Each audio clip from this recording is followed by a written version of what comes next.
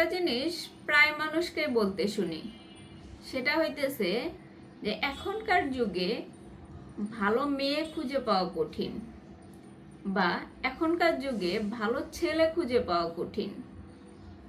আসলে ভালো ছেলে বা ভালো মেয়ে খুঁজে পাওয়া কঠিন না, শুধুমাত্র মনোযোগ দেওয়া কঠিন। কারণ হইতেছে ভালো ছেলেরা বা ভালো মেয়েরা কখনোই কারো দৃষ্টি আকর্ষণের জন্য কোনো কিছু করে না। তারা যাই করুক না কেন নিজেদের মধ্যে রাখে, অতটা নিজেদেরকে প্রকাশ করতে চায় না। যাদেরকে দেখবেন যে সবসময় নিজেদেরকে জাহির করে, নিজেদেরকে প্রকাশ করার চেষ্টা করে, সেই মানুষগুলাই বেশিরভাগ ফেক হয়ে থাকে। আপনি যাকে মনে করেন সুন্দর, যে মেয়েটা আর যে ছেলেটা নিজেদের সৌন্দর্য প্রকাশ করে বেড়ায়, আপনারা তাদেরকে সুন্দর বলেন, তাদেরকে ভালো বলতে পারেন না।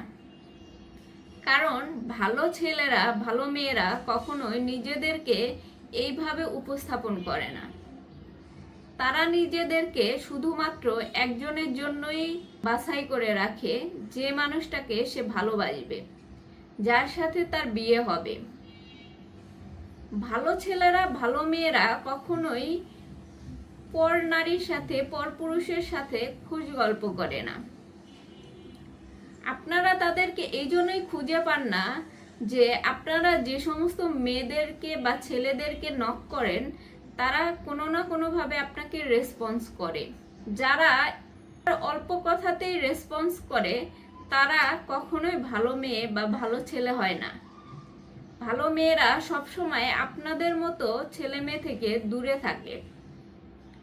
ভালো মানুষগুলা সবসময় অহেতুক যে কথাবার্তা আছে সেগুলা থেকে দূরে থাকে। এই জন্যই আপনি তাদের খুঁজে পান না। খুঁজে না পাওয়ার আরেকটা কারণ হইতেছে যে তারা সবসময় এটা চিন্তা করে যে অহেতুক কারোর সাথে কথা বলার চেয়ে সে নিজের যে মানুষটা হবে সেই মানুষটার সাথে কথা বলবে, সেই মানুষটাকে সময় দিবে এবং নিজের ফ্যামিলিকে সময় দিবে। যার কারণে আপনাদের মতো মানুষদের তারা সময় দিতে পারে না, সময় দেয় না বা দিতে চায় না।